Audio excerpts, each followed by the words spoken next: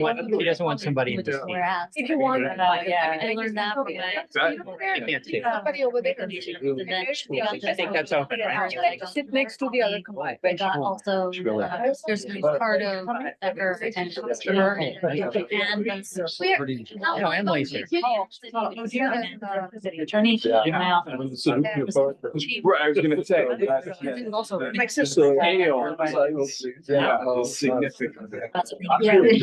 Wait, recording and we're live on YouTube. Cookies. I don't think she's. She's. Who's this? Who's this? Maybe I'll answer. Okay, I'm just gonna go with you. There you go. 50,000 people. Because ours is city. Good evening, everyone. Welcome. And I'd like to call the meeting to order. This is the Cities Association of Santa Clara County Board of Directors regular meeting of January 22, 2026. And I'd like to call the meeting to order at 7:07 p.m. Can we have the roll call, please, Shall? Ann Bybee. Liang Chow. Here. Kelly Ramirez or Greg Bozo. Here. Sally Meadows. Here. Rajiv Bateja. Here. Rob Moore. Here. Carmen Montano or Evelyn Chua, not present. Mark Turner. Here. Ellen Kamei. Alternate. Is that Emily Ramos? Yes. Okay. Vicky Vinker. Here. Rosemary Kamei. Here. Kelly Cox or Lisa Gilmore. Not here. Tina Walia. Here. Larry Klein. Here. We have quorum. Shally, Yes. you didn't call Monty Sorry. Serino. Oh my gosh, I'm so sorry. Monty Cerrito. Yes, here. Ken Torrance. Ken. Yeah, I'm the or alternate Lisa for Ken. Shannon? Perfect. Thank you. Thank you. This is the time to have oral communications from the public on non-agendized item, where people can speak on any matter that is not on the agenda, and state law prohibits the board from discussing or acting on any of these items. Do we have any oral communications on non-agendized? Shall? On non-agendized. I don't, I'm sorry. No, we don't have any. Thank you. Let's move on to the agenda tonight, and I'm going to start with the president's introduction. Thank you so much for all coming here. It's been a lovely dry day, and I am really excited to be here with you all. I'm Tina Walia. For those of you who don't know me, I think I should say that I'm lucky enough to know everyone here. I'm the current vice mayor of Saratoga in my second term on the council, sixth year on the council. And as most of you know, prior to that, I served 10 years on the Planning Commission, and my professional background is in architecture and business. Regionally, I have served 5 years on the Silicon Valley Clean Energy Board and was honored to be the 2024 board chair. I also serve currently on the county's Emergency Operating Area Council. At the Cities Association, all 15 cities of Santa Clara County come together to speak with one voice to improve the quality of life for our 2 million residents. Those who have worked with me know how much I value collaboration because our challenges don't stop at city limits, whether it is wildfires, e-bikes regulations, or other regional issues. I want to be really respectful of everyone's time, and my goal is to run efficient and effective meetings and conclude by 9 p.m., especially for folks who come from South County. And I would really appreciate your help in keeping us all on track. Board agendas are developed in collaboration with the Executive Committee, the Executive Director, Shally, and Legal Counsel, Janie or Andrew, to be aligned with the board priorities and topics of mutual interest that we will all discuss tonight under item number 5. I welcome your ideas as well as speaker suggestions. Just please email them to Shally or to me. The JPA is still young. February 1, 2024 marked our formation, though the organization itself has existed since 1990. And I want to thank Nisa Flygor and Larry Klein, our 2024 and 2025 board presidents, for establishing key governance structures. And I will continue that work through ongoing operational refinement. We are also beginning the website update process, and I appreciate your patience as we bring our information up to date. We have a full agenda today, so let's get started. And as we move forward, let's do so with unity, collaboration, and optimism.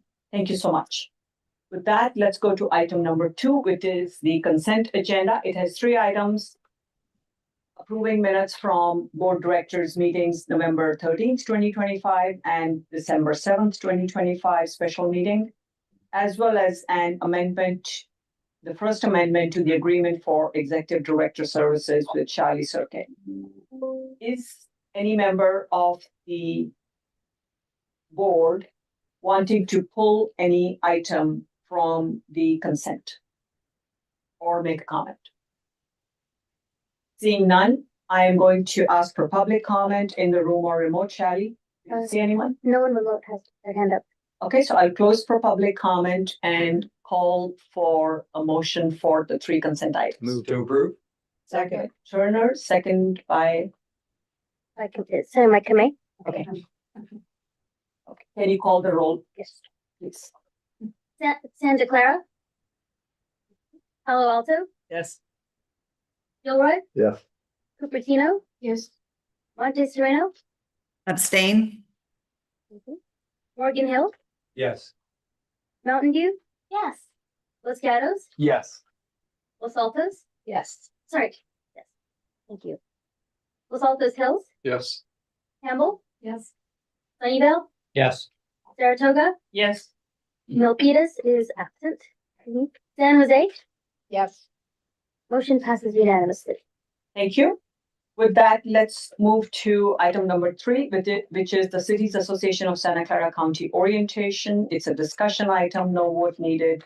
Charlie, can you give us an orientation? Somebody was asking me earlier, how do we onboard into this organization? So here's your opportunity.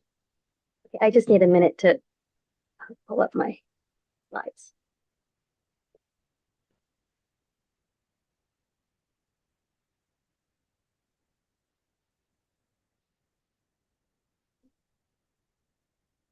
Share screen.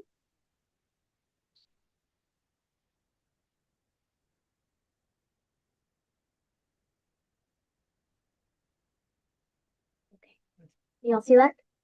Okay. Well, welcome to the 2026 year of the Cities Association of Santa Clara County. I am your executive director, and I like to remain very open to any of you if you have questions or anything. I appreciate you reaching out. As you know, Cities Association, as Chair Wallace said, we are a joint powers agency. All 15 cities are a member of our association. And I've had a few successes to date. Just in the interest of time, I'm not going to read all of them.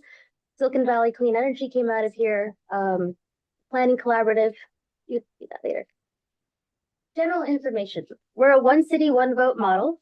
We're governed by a board of directors. The executive committee, we have 3 committees, executive committee, legislative action committee, and the city selection committee. And tonight all 3 met.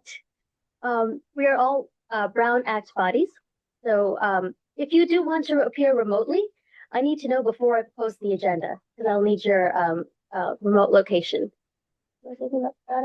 If you want to do it by teleconference, and then there's still the Just Cause, which we can hear about as late as when the meeting starts.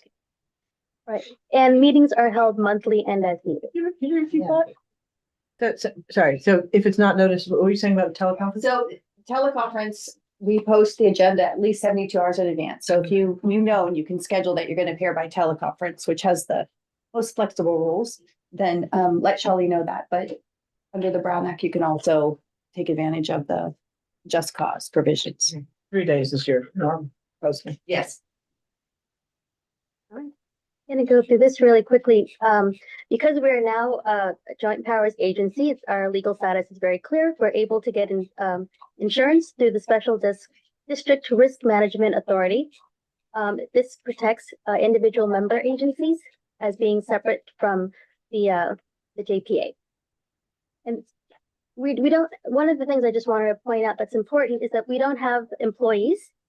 So therefore we can't be a member of CalPERS.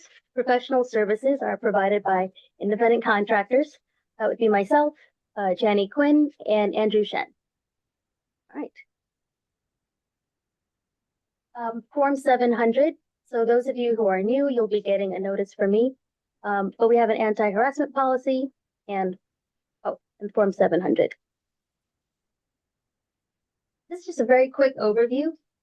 The Board of Directors is the governing body of the Cities Association. As you'll go through today's meeting, you'll see all of that. The most important thing is that board members serve as liaisons between the Cities Association and their jurisdictions. So if we do something here, we would really appreciate it if you'd bring it back to your council. Let's see. Oh, the city manager. Sorry. This year, our president is from Saratoga. So the city manager from Saratoga will be our liaison between the Santa Clara County City Managers Association and Cities Association. And I should say it's reciprocal. I am a liaison from this organization to theirs. I provide staff support. We have 9 meetings per year. The executive committee officers for 2026. President is Tina Walia. First vice president is J.R. Fruin. Second vice president and LAC chair Elliot Scazola. Secretary treasurer is Rosemary Kamei. And immediate past president is Larry Klein. I just want to point out that the executive committee does not have the authority to approve new programs or projects. What they do is make recommendations to the board, and the board then decides on that. Legislative Action Committee, which had a very speedy meeting. It's chaired by the second vice president.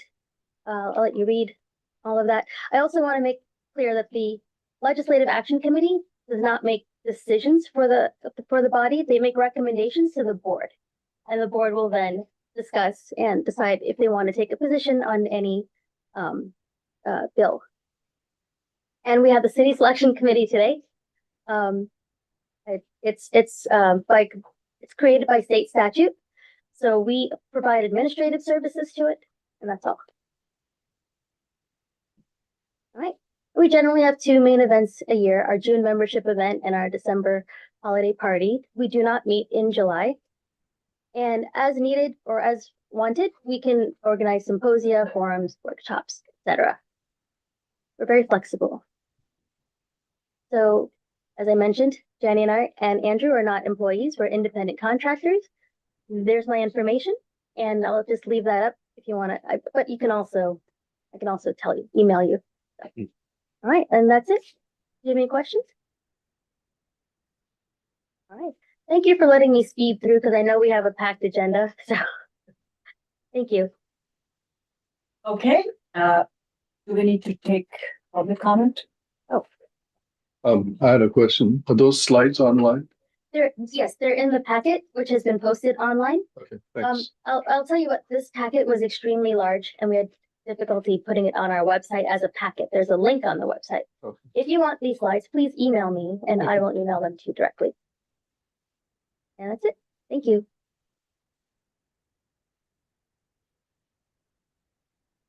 No public comment? Okay, with that, let's move on to item number 4, which is the 2026 meeting calendar for the Executive Committee, the Board of Directors, as well as the Legislative Action Committee and the City Selection Committee. This is a discussion and hopefully an action item. There is a calendar in the agenda packet, and I'd like to just quickly draw your attention to 2 things there. We meet monthly, and there is a summer event scheduled at the monthly meeting date, which is June 11th. And there is a winter event for full membership. Both summer and winter event are for full membership, and that one has been scheduled for December 13th. Sunday. I'm having some technical difficulties. I'm sorry. Oh, That's not the pattern. That's pretty That's impressive. Looks fancy. um, So we chose December 13th based on how we have been able to schedule the winter event the last couple of years, and Sunday evening somehow at that time of the year seems to have been the best possible, not the perfect solution, but that has been the best. It's an election year and there will be some city councils that will be doing their reorganizations that very week. So we decided to move from Thursday to Sunday. That's the calendar. Any questions on that? I would just comment that, I noticed in the minutes from the December holiday party last year that there were 7 members of this board that weren't there. And to me, it seems like, it's a busy time of year. Weekends are kind of a personal, priority for some of us. And so maybe considering moving it back to a week, a Thursday or a Friday night rather than a weekend might increase the attendance. Okay, I appreciate that. Let me ask the board here, would you prefer the Friday night? Just doing a straw poll. Sunday doesn't work for me. I know that, was it on Sunday this past week? Yeah, that's just a tough one. I think a Thursday or Friday might be easier. Isn't Thursday our regular meeting day? Yes. That Thursday is our regular meeting day. Typically, it's Los Altos Hills that ends up having a special meeting Thursday night. This is usually the week after, so you don't have to worry about, I mean, I don't know which day in December you're talking about. but 11th? Second. Yeah, we're No, the 10th usually would be the second Thursday. a week after Or that. 10th. Thank you. So 10th of December?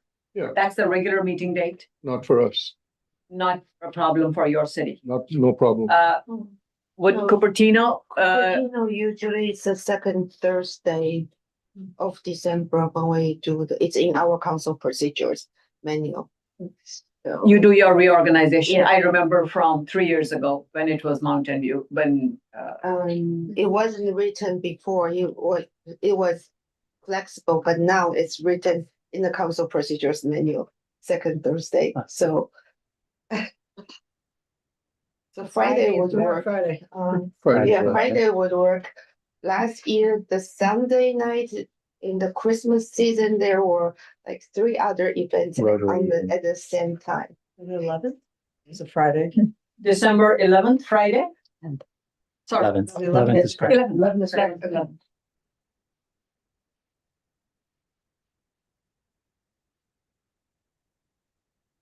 Does anyone have any issue with December 11th, Friday? Yeah. Because we'll have to make No, some this reservations. far out, but I know it's Yeah. hard to decide. We ran into this challenge last 2 or 3 years. And finding a place at that time for a large group of 80 gets Right, yeah. expensive. And Saratoga honestly doesn't have too many places to accommodate. And I really would like to take the opportunity to have the event in Saratoga. That's one of the perks of spending all these hours. Well, what about if you had it a week earlier, like on the 3rd? Then there should be less contention for locations. Isn't the 3rd your council meeting? No. Our council meeting is on the 17th. Yeah, the county, one of the party county central committees is on that Thursday that might take. Or on the 4th, sorry, I meant the Friday, so the 4th. President Valia, I won't be here that weekend. There's an annual education conference that That's right. He's not here the first week. better just to send out some dates to consider and we can do a Yeah. poll. The 11th seems good. It's just cost, right? Do you want to send a poll? Doodle poll. do. And then can I have a motion so that we can approve the remainder of the dates? And we will bring back a date for December Good idea. after a poll. And I would request if you can check your assignment schedules and your city council schedules, keeping in mind it's an election year, if you have a reorg.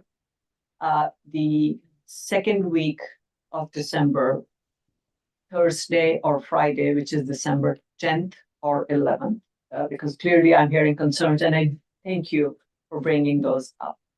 And you were missed. Is the first Friday not work for you guys? And again, it doesn't have to be changed because of me, but I did notice that half the membership wasn't there, so. We are aware it has been a challenge. The year we did it in Mountain View, Cupertino was having their reorg and people were driving there coming to Mountain View. Then Los Altos did Sunday, that worked better. We used to do Thursday in Silicon Valley, leadership group. No, yes. Leadership group would have a conflicting Thursday meeting and Yeah. And I realize everybody's gonna have conflict. I mean, you're not gonna get 100% attendance. What about the doing a poll between Friday the fourth and Friday the 11th? Our She's not here. our on the executive phone. directors. We need, Oh, sorry. she has a standing conference that week, educational conference. She's on the school board. Yeah, I'm a school board. So So we're pretty much looking at 10th, 11th or 13th. How about the 9th, Wednesday? Wednesday are council meetings. Oh, Let's just approve all the days Can we except that approve the one. rest, please, tonight in the interest of time? Sounds good. And I need a motion. Motion by Rosemary Kamai, second Second. Bateja. And you do roll call vote to approve the meeting calendar, except the December date, and you will send a poll. Saratoga, Aye. Santa Clara is not here. Sunnyvale, Aye. Mountain View. Aye. Monte Sereno, Yes. Los Gatos, Aye. Milpitas. Oh, sorry, Milpitas is absent. Morgan Hill, Yes. San Jose, Yes. Los Altos Hills, Yes. Los Altos, Aye. Campbell. Aye. Palo Alto, Yes. Gilroy, Yes. Cupertino, yes. motion passes. Thank you. So today is the first meeting of the year, and we are moving on to item number 5, which is to determine the priority areas to guide the 2026 Cities Association work and activities. This is the exciting part where we get to choose what we want to work on together as a group. And I want to start by thanking you all for the work you do in each of your cities. We all know this takes time and dedication and a lot of energy, but we do it because we care deeply about our own communities and the region together as a county and want to improve the lives of our residents. There are challenges that we all face, and there are real opportunities as well. While some solutions live at the city level, there are others that are regional in nature and require us to work together. And as we all know, this is the perfect place to find effective solutions as a group. So quick overview of the process that we typically follow, just to go through it very quickly. I am going to start with a very quick snapshot overview of what we achieved as a group last year, what the priorities were. Are in your agenda packet, priorities from the last 4 years, 2022, 23, 24, and 25. And after I have reviewed last year's priorities very quickly, it would be great to generate ideas as a group. And if the list grows long, we can shorten it, maybe merge some together. And Shally will be giving everyone 3 stickers, 3 dots. Once the meeting has ended, if you could please put those 3 dots, Shally will put some notes on the wall somewhere here so that we'll collect these, tabulate the results, and at our February 12th meeting, the second meeting, we'll finalize and vote on the focused priorities. Likely 3 to 4 priorities typically works where we can accomplish something in the limited amount of meetings that we get in the year, because remember, we don't have a meeting in July. I would really like for us to build on the momentum that is based on the accomplishments from 2025. And the big highlight from that was past President Larry Klein's focus on council governance that we all need to do our jobs well, working well with the city managers that we have and the staffs in our city halls. There was a big summer event on council governance with Kevin Dugan, and there was a panel discussion. Additionally, Larry, thank you for emphasizing the value of regional organizational updates from elected officials. Quite a few of you were here an hour or 2 ago voting for regional positions. And Larry made it a point last year to get those people to come and give updates to the city's association board. NISA presented on ABAG, Wiki presented on Bay Area Air District, and I gave an update on emergency management through the Emergency Operating Area Council. We also heard from county supervisors, Margaret Abicoda and Otto Lee. And we had the Bay Area Host Committee come and talk about the games that are happening this year. And in addition, we had several guest speakers addressing the key topics such as suicide prevention and affordable housing, things that touch upon the priorities that you can see on the screen there. Of course, we had the Planning Collaborative come up as well. So as I was driving over, I started thinking, oh, I can't access my email today because of the Microsoft outage that we have all been dealing with. And it was a reminder, yet again, how dependent we are all on technology and how important cybersecurity has become. So when we talk of disaster preparedness, which I think will come as no surprise to anyone, quite a few cities are impacted, and I've been talking about it last year as well. Under emergency preparedness, we typically talk of wildfires, earthquakes, and flooding and things like that. But I think we also need to be prepared about and include subjects as cyber resilience, recovery planning, education, and sharing best practices across the cities. Just thinking aloud, sharing with you, time to hear from each one of you.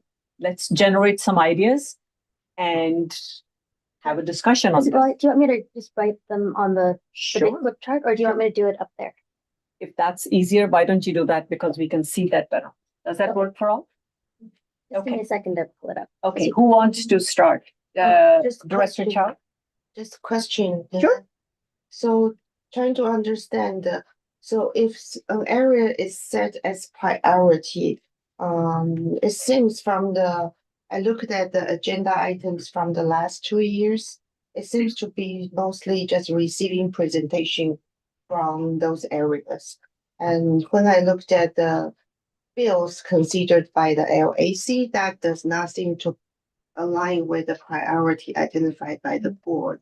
So I'm just wondering, the question is, so if we identify an area as a priority, what does that mean for this body? What outcome do we expect? Okay, so Will if there be like subcommittee working group, or do we just receive information? it can be a combination of things. So for example, if you look at last year's priorities, council governance was a big thing. And as I mentioned, there was the big summer event on that. It was a workshop for all elected officials and a panel discussion, which I know many people found very effective and useful. And Mayor Klein has been a proponent, a big champion of that, and the work continues. This year, the city managers are working on things, taking it a step further. So at some point, hopefully, we can get more information on that. And that is an educational piece, learning how we can do our jobs better. The other area, as I remember, we were talking about public safety and disaster preparedness. There was a lot of ideas that were generated. We combined those. We had different speakers on some of those. Similarly, for housing related, I believe we had someone for affordable housing, and we had a speaker on childcare regarding mental health. Twice we had people come and present on suicide prevention. So it's a combination of guest Mostly speakers. just receiving information, not us really working together. Okay, Mayor Klein has a Sure. Thank you. So in the past, it has led to, so discussions here is things that then we conceivably take back to our councils. So discussion on minimum wage, that was the big thing about 10 years ago that it started at Cities Association, and then half the county, 2/3 of the county took it back to their councils that were then measures local. So same thing as Silicon Valley Clean Energy started as questions here on what we could do to starting a CCA, and then started as an external discussion. But conceivably, it's not just presentations, although of the last few years, just with all the moving parts between COVID and federal response and other things, a lot of it has become discussions and then discussions on what our cities are doing. Okay, thank you. Thank you. Other questions or comments, ideas?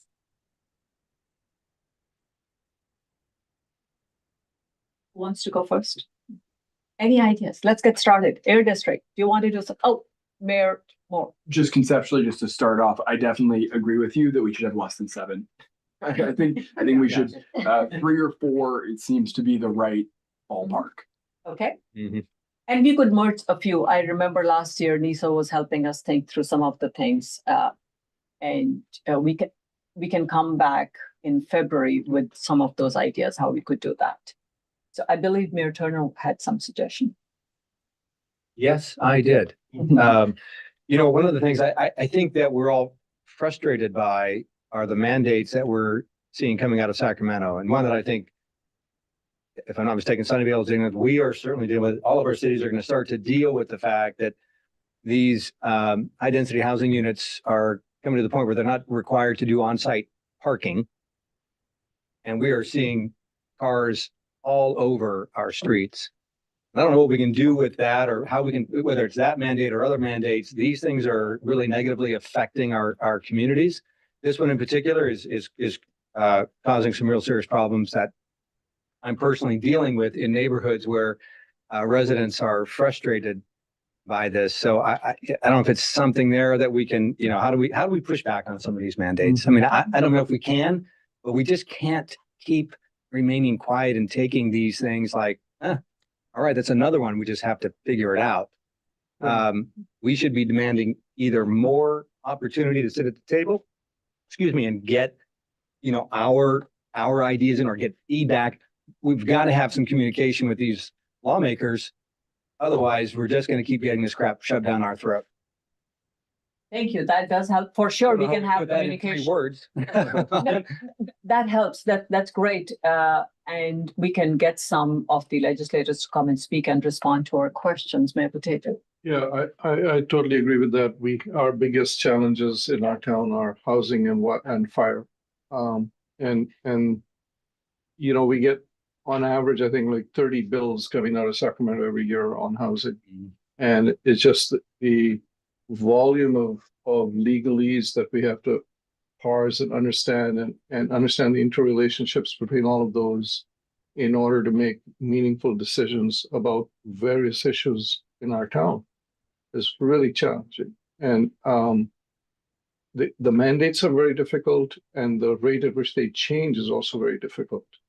So that's one thing. And I think if we can get more support from Sacramento in terms of fire prevention, and we've seen continual events year after year that have devastated communities in Northern California and more recently in Southern California, I'd really like to see some engagement on that issue.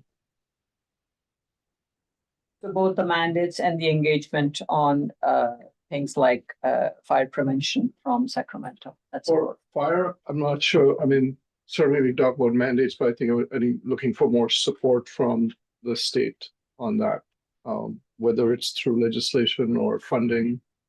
But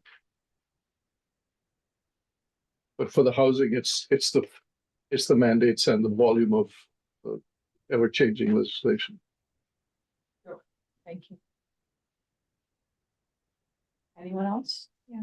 You know, I'm curious. I mean, I guess I was just assuming that every city would have legislative priorities, right? And no, Small cities don't. We don't have that any- kind of resources. but I mean, what he's talking about is, something that you would have to advocate for or voice to the state, right? Or our representatives or what have you. And so the JLAC, I know that the bills come in. I don't quite understand or know what the process is of communicating back, right? And I thought there was a person assisting or helping with some of that. that's not the case, maybe there's a need to look at what are some priorities that are being brought forward from the smaller city. I know we have our ledge priorities that we go through and we review at least twice a year. And, and so, if a city is talking about, hey, these mandates, right, are, we got to do something about that, then it may be one topic of, priority, legislative priority that can be brought together, because it sounds like there's more than one city that's experiencing this. I know we're dealing with a boatload of, it goes one way in one direction.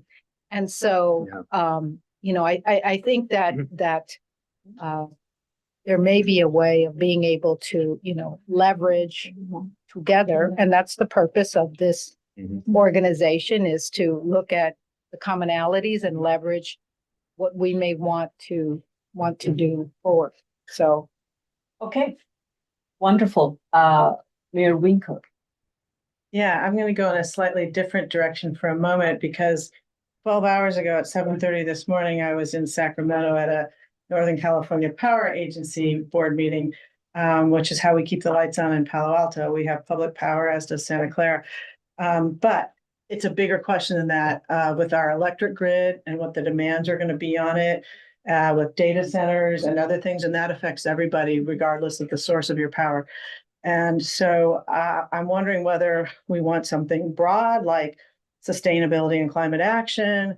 This would fall under it. Palo Alto is actually going to partnering with Stanford this year to put on a sustainable data centers conference, because cities are on the front lines of this.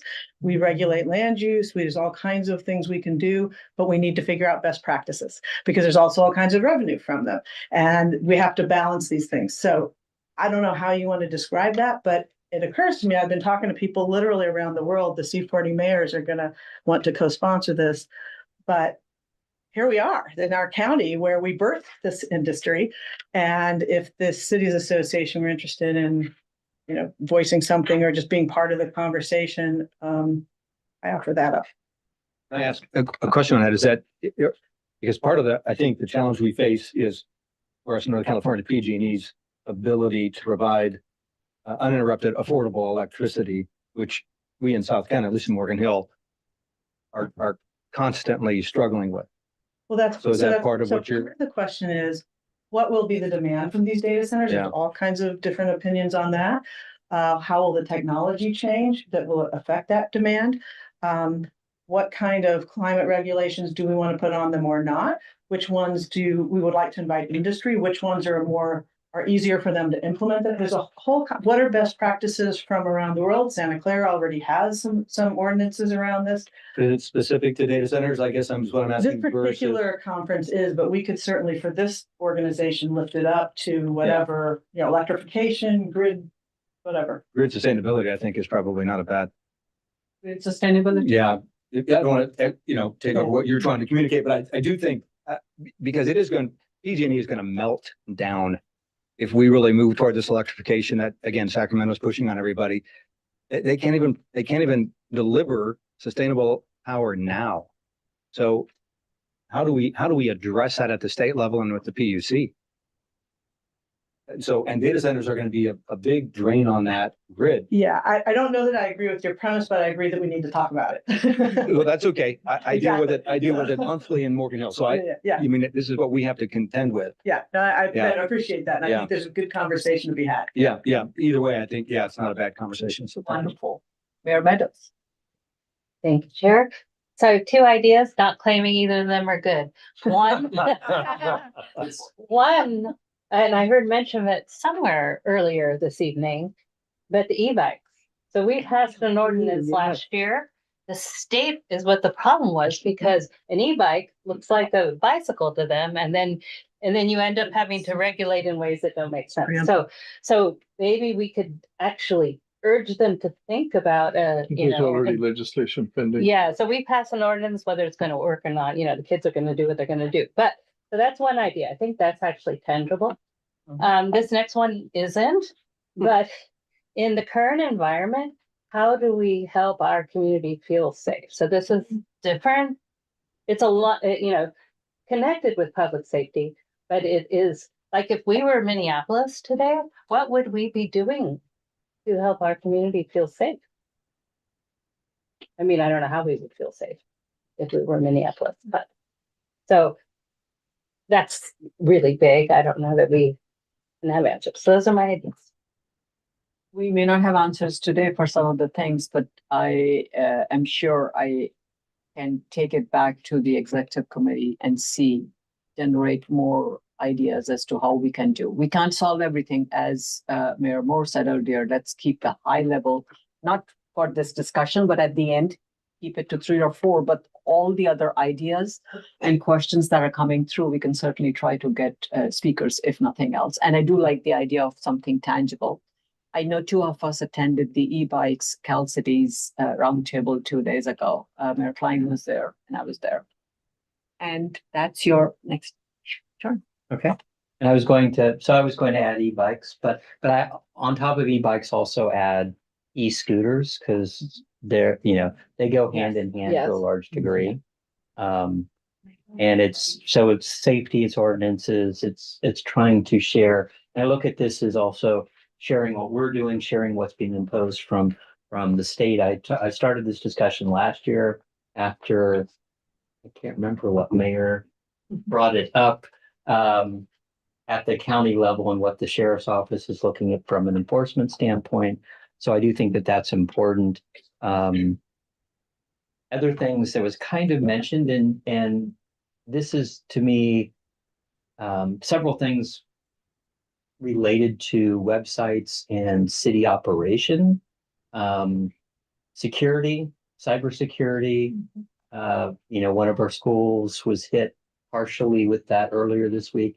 And it's good to just, bring the awareness again to this group. There's also ADA compliance for websites that all of our cities are trying to meet by April, and conceivably having discussions here just to nudge our city managers and IT departments, that making sure that we're all on track as far as that's concerned, and what additional responsibilities are coming at later dates. So, this is kind of an operational thing, but it's sharing ideas and what solutions each of us are doing, because we're all facing a lot of this similarly. And I'll throw out one final thing that is being discussed at the state level, is the whole flock cameras and license plate readers, whether or not Santa Cruz is out disallowing them. What's the best practice? Are there laws of data, let's say limiting the data retention to a week, 72 hours, something of that nature at a state level? So there's lots of moving parts. The different cities, different counties, or different states are dealing with that right now, I think is important. And then tied back to response of just what are we doing for people worried in our community? Just a general question about federal response and, how these things are affecting us. But that to me is, that's why we had so many last year. That was kind of at the beginning of 2025, that became a big issue, between the fires and federal response. Those were thrown on to a group of 5 at the beginning, after we kind of set a direction for the year, because immediately those became big issues. So I'll leave it at that. Yes, that was what. So to just touch upon Vice Mayor Chow's point earlier, things do change and we have to pivot to best serve the organization, not necessarily just tied with the bills. Mayor Moore was next, and then Mayor Rivers. Thank you. Lots of good ideas. Yeah, I really like the thought of trying to focus on things that are tangible and where a regional impact will have an outsized, effect. So I think there's lots of things each of us have as council members in cities. I have lots of things I focus on, but I think some of those probably wouldn't land here. So some of the things that I think would be really good. I love the idea of e-bikes. I think e-bikes is something where those, one of the things that's important about e-bikes is I don't think cities have tried that much yet. And so figuring out the right model on this to rein in, especially the e-motorcycles, and there's a lot of good ideas out there. And so if we could create, countywide graphics or things to get out to parents, kids, those sorts of things. I think that would be really good. And it's very tangible. So it's something we could produce, you know, in a year. I think the flock cameras is a really good idea of something to talk about. We just had a discussion about this at our council a couple days ago, and it's definitely a discussion. Similar where regional, I think, makes a big difference is emergency preparedness. You know, some cities are dealing with wildfire, others with, you know, regional events, lots to that. And then the last two I would say, and I know I said 3 or 4, and then here I am with 5, but I think we can throw them all out, and then we'll see where we have consensus. Federal response, absolutely. I think that's what Sally just said about what if, you know, that were happening here today. I think that's really, really important for us to think about. We got that scare, you know, when it looked like they were going to come to San Francisco and Oakland. Fortunately, they did not, but I felt woefully underprepared. I know lots of other folks did too. So that's important. And then last one that I'll throw out is, you know, we have housing and homelessness on there. Super important. I think what Mayor Turner was saying about the local control piece, I think that's really good, you know. But the other piece of that on the homelessness side, one thing, I don't know if this is the right project or initiative to talk about, and I'm sure there's like Brown Act issues on some of these things, but similar to e-bikes where it's a super tangible, looking at something like an RV ordinance that's something where, you know, different cities are trying this out and it's pushing RVs between our cities. Could we think about a way where we all get on the same page and have similar policies so we're not just shuffling folks and sort of whack-a-moling. Those are my 5 for our 3 or 4. Wonderful. Mayor Reynolds. I was thinking in broader categories, which is probably how I feel like we're going to cheat with some of these, because as I view like federal response similar to the public safeties and communities feeling safe. That's connected to me. That's literally the same thing to me. RV ordinances and I connect that with housing and homelessness. So like it's from our past things. I still feel that we are in a housing and homelessness crisis. It's one of the things that we still kind of have to get through.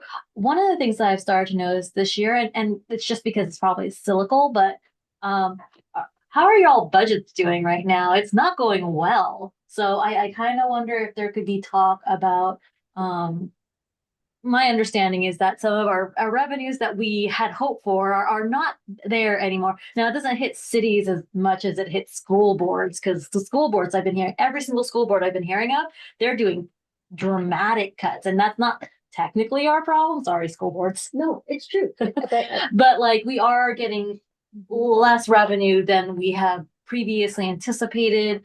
And so I thought maybe there might be some work we can do on budgets. How do we make up those revenues? And that's a regional, I like the idea. I know where you're going. My city's. Well, you have similar how like we put council governance on there, like it's so that we can learn from each other on how we are managing our budgets, like what are we able to cut? What are we not able to cut? What can we just work together so we pay less, like Costco that?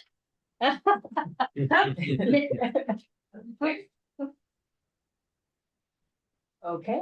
I just want to clarify on the first 2 items I mentioned, the state mandates and the volume rate of change of bills. Both of those have to do with housing and local control. And for fire prevention, I was trying to suggest that we get more support from Sacramento, just to clarify. Oh, okay. Talk about budget problems. I was just gonna, plus, I would say +1, but I think it's +3 or 4 at this point for the e-bikes. But with what Mayor Ramos was just talking about, I do think that is interesting because we were just doing our long-range financial forecast this week, and not good. And a lot of it is changes in property tax. We're used to some very good revenues from that, and there's some of that's going down. You know, you're hitting sales tax caps, employment rates, unemployment. There's a lot of sort of systemic things that may the profiles, the economic profiles of our cities are very diverse, but some of these things are through lines, and it might be worth testing whether there's common, topics that for seminars or things that enough of us would be interested in. Sounds good. Okay, yeah. So, yeah, I agree that I think all the cities seem to be facing financial challenges and but the county just increased the sales tax in November, and we are facing unfounded mandates. So one thing I think that's what we are facing is very unrealistic arena goals. Is resulting in the fact that with every project we approve, we fall shorter on the below market rate. So as a result, now we have to upzone other sites in 6 months. But then the problem is the RENA requirement 50% is below market rate, but we are only requiring 15 to 20% with every project. So it's like every project we approve, we fall behind. If we don't approve anything, we don't fall behind. But you approve, you fall behind because we are facing unrealistic goal set by the state. And then we would have to foot the bill for every upzoning. So which we might need to do like every year. That's unfounded mandate on top of unfounded mandate. So that's the one thing I think is very important for this body to give a strong voice on that. And the second one is public safety, I think, for small businesses. The voters has approved the Prop 36, but the state has not funded that until now. And we are seeing small business small grab in San Jose. Valley Fair just got hit, I think, twice. So if that's something tangible we can do, take a strong stance. We want the state to fund Prop 36 so that we have stronger consequences for repeat offenders and a strong incentive for medical treatment for the addiction. And then I think another thing that I think it's important for us to focus on is for locally, the county healthcare cost is going out of control. Last year, over 55% of the county budget is on healthcare. We have become a healthcare district county, and the county has now just spent, I think, $40 million to purchase a hospital building, and then we will be. But at the same time, in the past few years, when the healthcare has been going up, the county has cut public safety, even the social services and family services, all the costs has been cut. So I think we need to understand more about the county budget, how they allocate as a body. That's more important than just receiving information. If we can come together and study how these are allocated, because it affects services to all of us. That's it. Thank you.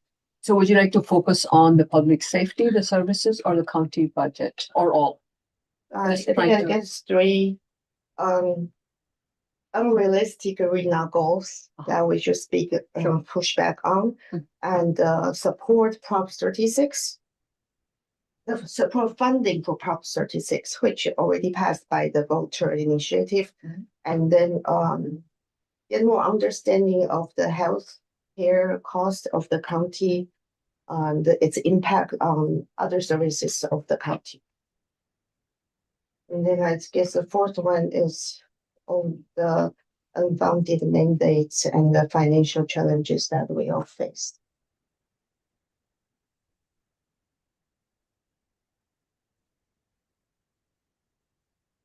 Councilmember Bybee. So I would echo the comments that have been made about state mandates related to housing and changing laws. And I know that it has impacted my staff, my planning staff greatly in constantly being challenged with updating ordinances and to comply with the most recent version of whatever action that the state has taken. So whatever we can do really as a united group to push back on that and to slow it down, to let us get our feet wet, let us implement some of these things without having to then constantly be changing our ordinances and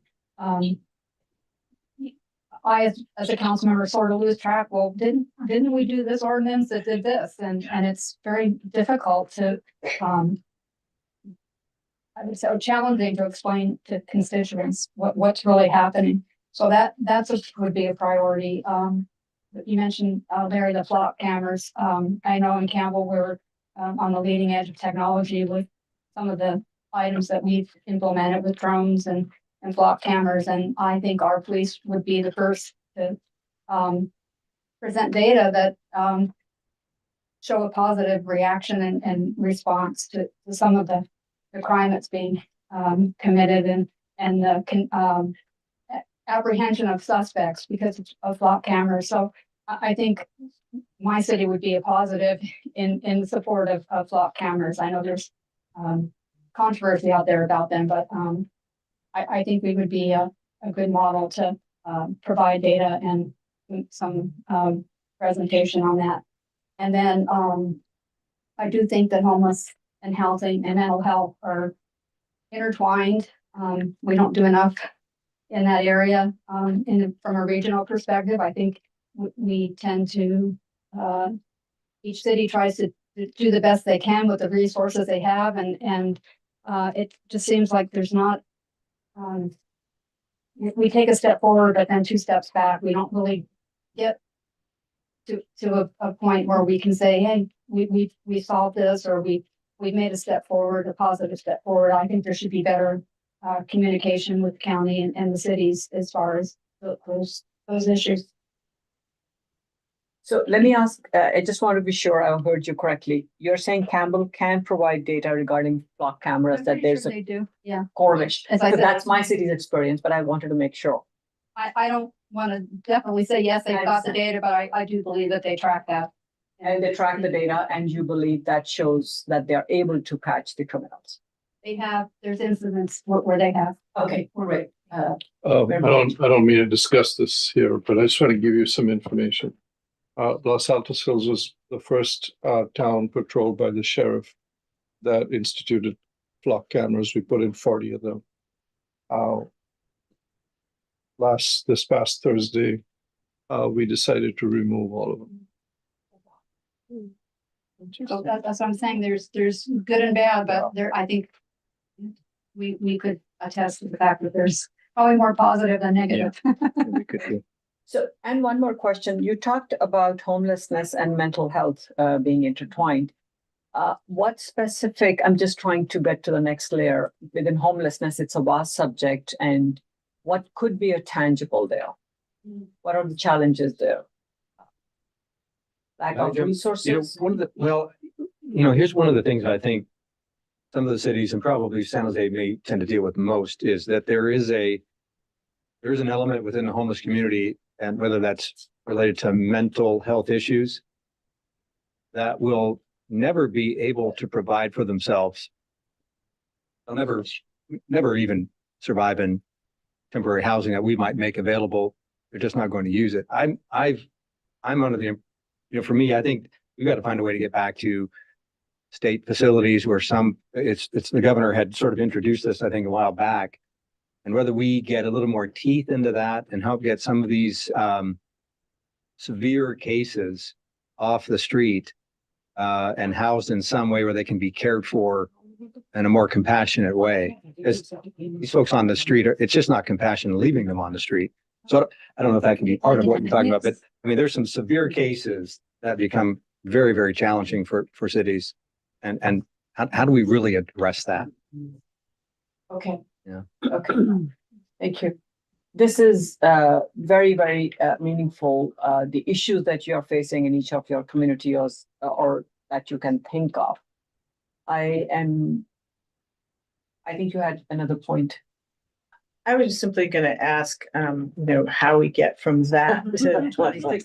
And part of it is that I'm wondering, instead of stating them as like advocacy positions, we could state them as topics that could be points of curiosity, discussion, and you know, because I do agree. I think what you were getting at, Councilmember Ma- is that the LAC has some role in bringing things forward to us for advocacy, but these are areas of concern, interest, confusion, wanting to cross-pollinate. And so I wonder if we state some of those things that way, we can probably group them. And then as the year unfolds, figure out what is the exact subtopic that we want to do. Do we want to deal with, you know, some of these more specific issues? But I don't know that we have to state them in terms of the result, conclusion, or action. It can be more topical. Is that where you're driving at? Yes, exactly. This is very invigorating. I really like the conversation going on Yeah. here. Looking at the issues. Did you raise your hand? No. Sorry. Any other thoughts? Because there are a couple of ways I'm just thinking we can either spend a few minutes and try to condense that list, or we can work with that list since we are coming back to finalize this in February and the agenda will not be that packed. I'm just looking at the time. And we could think about it this time and bring it back and then vote that day, a couple of ways. Or if somebody has ideas, we can condense this. That sounds good to me. Do you continue to the next meeting? Or try to condense this now? Can anyone see where we can collapse some of these? Oh, the arena and some of the housing issues mentioned up on top, there's synergy there. Yeah, that's the first one. Well, we can't put our dots up there because she keeps moving the text. Sorry, that wasn't constructive. So that was going to be at the end of the meeting. Oh, we're, okay. Yeah, she'll print them or something and put them on the whiteboard, or she has some flip charts, I believe. So, but I would really like to bring them to a slightly shorter list. Mayor Moore. Maybe after this meeting, we can each email you or Shali our top three, and you can look at where there's consensus That's great. and She come can- with, maybe you come back with, 7 or something, and then we can figure it out. I think that's a great idea. Shelley can email this list to all of us. And we get a couple of weeks and we'll come with a slightly shorter list. And without breaking the Brown Act, can a couple of them reach out to me? Because we don't have an exec committee meeting in between. Yeah. Is there any other? But everybody suggestion? should email their top three directly to Shali. Okay, not to me. Right. Okay, And then you know how many people you can talk to. absolutely. I do know how to come. Thank you. Mayor Winko. Yeah, and I would just suggest that because we've described some similar problems in a lot of different words, we'll probably send them to you in different words. So I would trust and defer to you to kind of, once you see the top three, that'll be shorter, but you might be able to group them I to appreciate things you. like, homelessness, housing / local control would cover a lot of stuff. I appreciate that. I believe Mayor Potato, you had raised your hand? Or am I mistaken? No. Well, we haven't heard from Gilroy. Yeah. idea. There's plenty of ideas. Okay, that's the hint to me. I need a, Just wondering, this is a really long list. Uh-huh. So maybe before Shelley send it to us, she can try to, or you guys can try to consolidate Sure. a little bit. Sure. Then we pick top three. okay, It might be easier. we can certainly try to do that. I think that's a hint from Gilroy for me to move forward. I think I need a motion to continue this item. Or no need? No, No I think it's direct. Okay. Right, there was no, it wasn't an action item today anyway. It was this discussion, the actions at the next meeting. Yeah, and it was possible action. Okay, with that, Public comment. open for public comment. And before I do that, Lisa, I'm sorry, I did not see your hand raised. Did you want to add anything to that? I apologize. Yeah, thank you for asking. It's hard for me to follow along because I can't really see what's happening and it's hard to hear. I think it's a very good list. As you know, Monte Sereno, we only have homes. And so I would say from my perspective, for my city at least, one of the top priorities would be the housing element and the mandates coming out of the state regarding that. So that's where I would be the most interested in discussing further. Thank you. Public comment in the room or online? No one online has their hand. Okay, with that, I close item 5 and move on to item number 6, which is the Cities Association budget update, discussion and possible action. There are 2 portions to this. There is a reserve and investment policy discussion, starting with our legal counsel, Janie Quinn. Okay. At the direction of the board, we have drafted a budget reserve and investment policy for your consideration based on Los Gatus's policy, but very much streamlined based on what you do here at the Cities Association. And really, we tried to keep it simple. Have enough money in the bank to pay your bills. And we talked to Sunnyvale as we were negotiating, taking over our books. And they suggested, along with what we suggested in the staff report, is an extra 3 months, keep that in the bank account so we can always pay our bills, and then put the rest of it in the LAIF account. And in order to adopt this as your policy, we just need to approve the attached resolution. So a motion would be to approve a resolution adopting the policy, and I'm happy to answer any questions. So what's going around right now is the budget, but what Janie was talking about was the investment policy first. So what we're looking for is an action on what we want to do with our excess cash, which is, as Janie said, like hold it a year's worth of operating expenses plus 3 months, and then put the rest in LAIF. So moved. Second. Skip your part. Is there anything? you Sorry, need I missed the motion because I. No, it's not, we're not motioning yet. It's not. We're not. But we're basically. I can't make a motion, but I appreciate that. Motion. Mayor Turner made a motion. The resolution for the policy. We Yeah. don't need a motion. And I moved. Yes, to- Yes. and seconded by Rob Moore. So motion by Turner, seconded by Rob Moore for 6A. Yes. Okay, wonderful. You want to call the vote? You want to go to the public first. Sorry. Any member of the public who wants to speak on this item? No one online. No one wants to speak on online? this item. Anyone in the room? Seeing none, now you have a motion and a second. You ready for roll call? Okay. Los Altos Hills, Yes. Cupertino, Yes. Palo Alto, Yes. Gilroy, Yeah. Campbell, Aye. Los Altos, Aye. Mountain View. Aye. Los Gatos, Yes. San Jose. Yes. Sunnyvale, Yes. Morgan Hill, Yes. Monte Sereno, Yes. and Saratoga. Yes. Motion passed. Okay, now we move to 6B, right? Yes, so sorry, and I apologize, Janie, for passing around the budget while you were trying to explain the investment policy. The item before you is the budget to actual year to date, and I think Shelley was going to say a little bit about that. Yeah, I just really quickly, we're 6 months into the fiscal year and we spent less than half our budget, so I think we're doing really well. Not sure, okay. We go down the list in revenue. We have a little bit more we need to collect. The holiday party and everything to do with the holiday party, we're still doing our final accounting, so I'd rather bring you accurate numbers next time.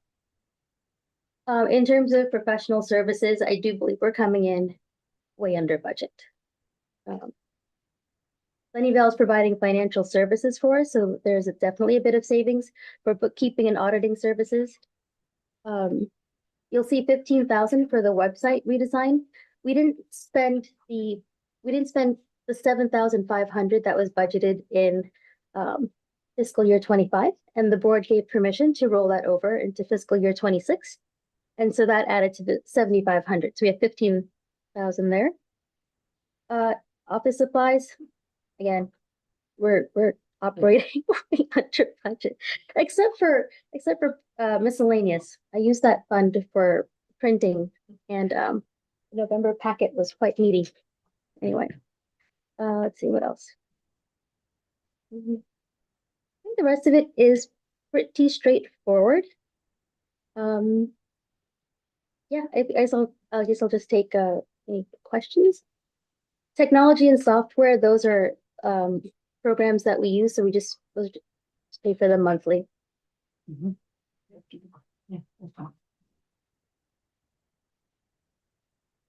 I have a question. So on the, I just lost it, on the bookkeeping and auditing services, are we to assume then that we're not, Sunnyvale isn't gonna charge anything for for those services, or? We'll charge. We haven't billed yet. Yeah, Okay. we just started taking over. I just want to make sure that what's fair is fair. Appreciate your contribution. But free is good. Yeah. Other questions? No other questions?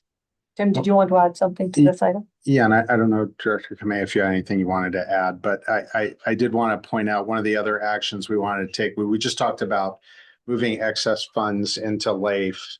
Right now, the Cities Association has a pretty substantial excess balance above what we need year over year. And I can't remember the number off the top of my head. I'm sorry, but it's more than $100,000. And so we're planning that we won't need this year for operating. So we're planning on moving that into LAIF. I just wanted, for in the interest of full transparency for the board, I just hope you'll be able to make a decision in the upcoming, when we set the upcoming budget for the coming year, what if you want to do anything with that excess balance. For example, if you want to use it to keep your dues flat, something like that. So just want to make sure, there was some question when we spoke about this earlier in the year about how much money was available and how much we had. That's all been reconciled now. And we are in a strong fiscal position. And I think given some of what I've heard from my colleagues across other cities and what was brought up earlier by our colleague from Mountain View here, that yes, some of our revenue growth locally is flattening or not quite growing as much as expected. And so this may be a good opportunity to keep your dues flat and use this funding source to do that. So I just want to make sure that was out there for everybody and clear for everybody. Thank you. That's very helpful. And really, it's a big help to have Sunnyvale be our fiscal agent for Cities Association. Thank you. Did I see a hand raised for a question? None? You need a motion to approve the budget. Are we looking for? The budget will come next month, the draft budget. Okay. And there is no budget Just update. adjustment, but you need a Just an motion. update. It was Okay, an got update, but so you've adopted the policy, and I think because we were bringing this information to you, excuse me, and that it's kind of new, the excess funds for transfer, even if you put 3 months in, the operating account are $195,000. So we wanted to make sure, we just would like a motion to follow the policy and move Got it. that into LAIF. I'll make a motion to approve. Second by Klein. Motion by Turner, second by Klein. Any public comment before we vote on this? None in the room and none online. Can you have a roll call vote, please? Yeah. Morgan Hill, Yes. Monte Sereno, Yes. Mountain View. Yes. Campbell, Yes. Los Gatos, Yes. Palo Alto, Yes. San Jose, Yes. Cupertino, Yes. Los Altos, Yes. Gilroy, Yes. Saratoga, Yes. Sunnyvale, Yes. Los Altos Hills. Yes. Motion passes.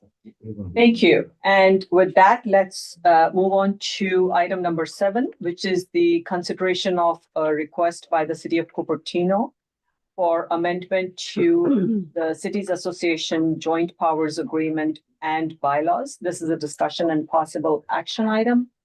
So I want to say that this is a carryover item from November 2025 board meeting. We ran out of time, so thank you for bearing with me. I've been rushing today because I didn't want this to have to be continued to the next meeting. And I'll start by thanking the City of Cupertino for bringing their concerns forward to the Cities Association. And just for context, Cities Association of Santa Clara County has existed since 1990, but the JPA itself is relatively new, having been established just 2 years ago on February 1, 2024. And I would like to begin by inviting Director Liang Chow to briefly present Cupertino's request, but I understand that instead of that, she has requested that a short video be played.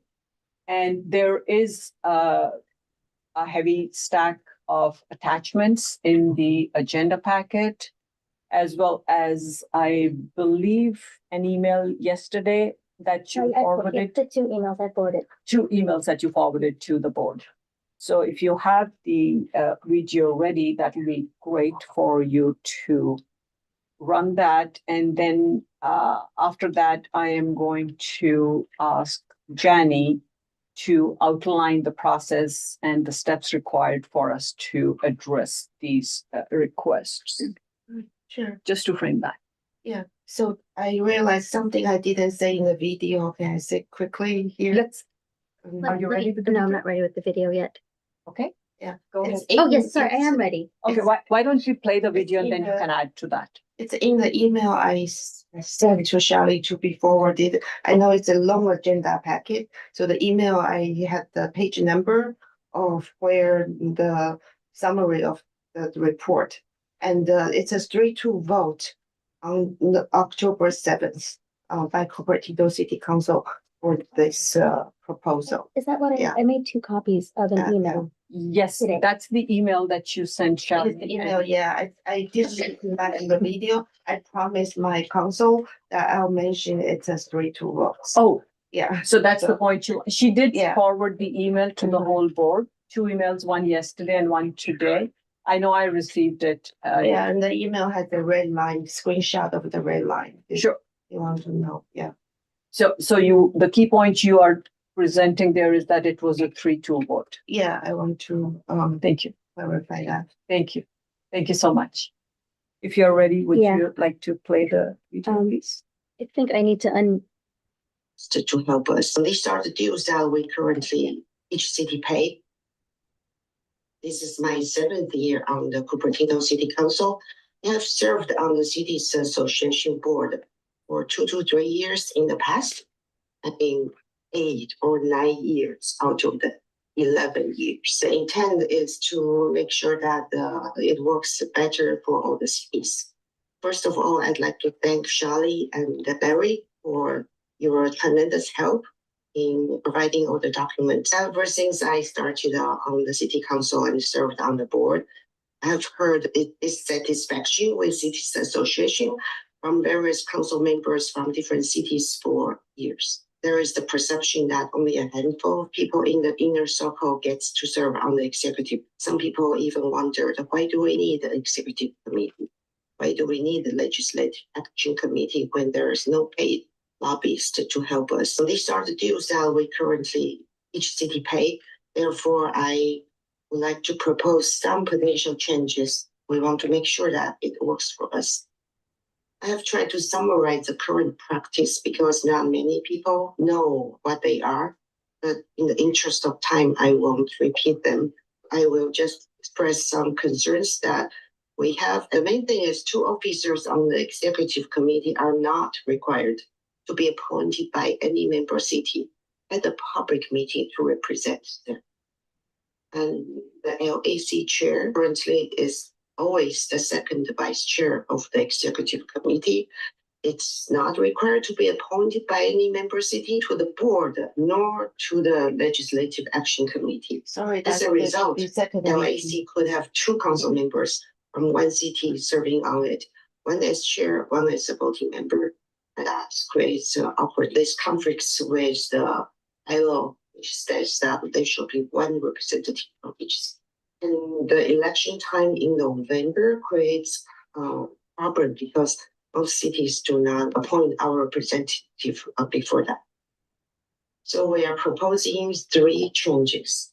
1, the executive committee should have city members rather than individual council members. Appoint a member to represent them. Although second, the Legislative Action Committee chair should be selected by the members of LAC member so that the chair will really represent the members, not someone assigned by the executive committee. Third is a chart that's available in the election. There might be vacancy on the executive committee. Some people might turn out or did not get re-elected. So having city members who they are contributing to the association sometimes is not selected by the city to represent them. Study each bills, remove the requirement for November.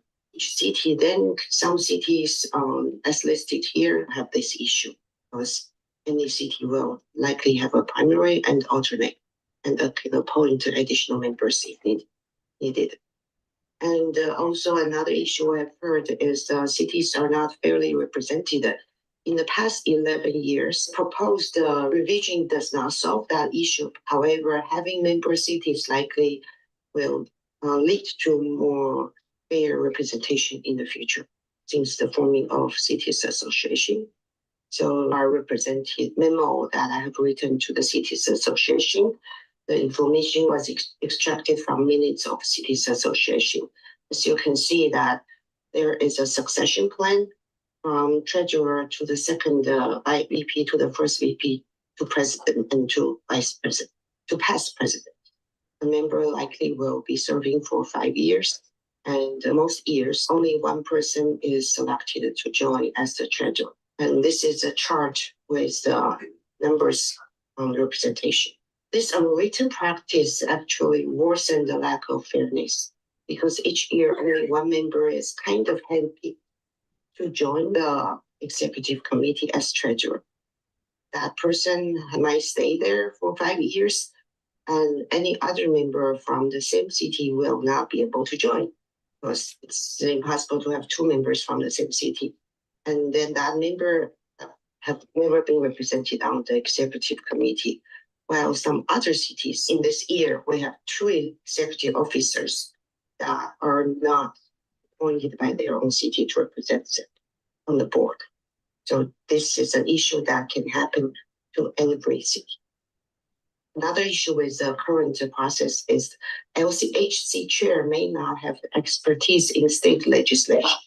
However, if it's selected from the LAC members, likely the members have trust in the expertise of the chair. And I hope that this provides some food for thoughts on how we might improve local democracy, better representation from each city, and fairness between all the cities.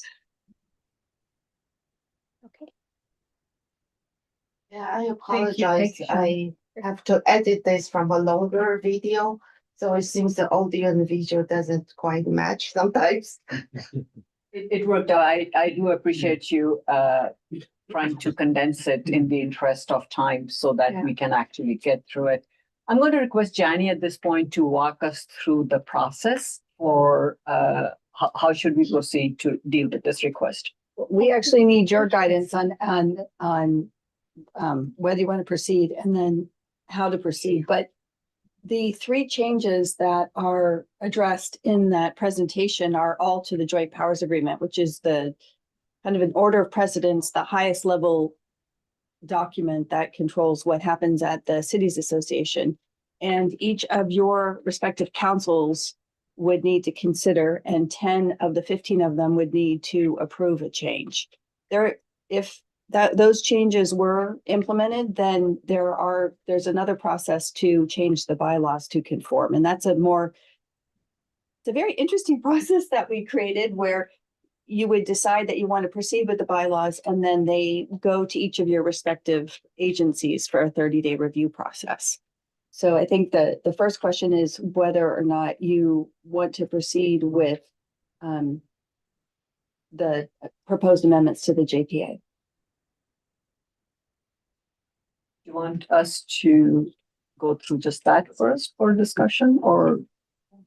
And if you have any questions, what resources are needed, timelines, anything like how we went about getting the JPA adopted in the first place, I'm happy to answer any of those questions. Okay, why don't we go there? Just a quick for reference, the materials in the agenda package have been provided by the city of Cupertino. They have not been analyzed by our cities association legal counsel. We did not, as at cities association, we have just brought this forward, and the board needs to be aware that any analysis as well costs money, and we don't want to go that far. We pay our executive director about $100, just over that per hour. And the rate for our legal counsel is $370 per hour. You saw the budget year to date. We have been coming the last few years under budget for both the executive director and the council, which is great. We want to keep it that way. And so that's one thing I want you to be aware of. It involves time, process, resources, just to even get the analysis done. So any questions, Mayor Meadows? Are you asking only for questions or for statements? Or I both? will You entertain take both. anything? Okay, Absolutely. all right.